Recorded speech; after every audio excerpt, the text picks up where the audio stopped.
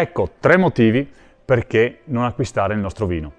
Primo motivo, non siamo una cantina famosa, non siamo un brand conosciuto. La nostra storia ha inizio verso la fine degli anni 70 come azienda agricola, per poi diventare cantina verso gli inizi degli anni 2000. Secondo motivo, non facciamo vini da meditazione.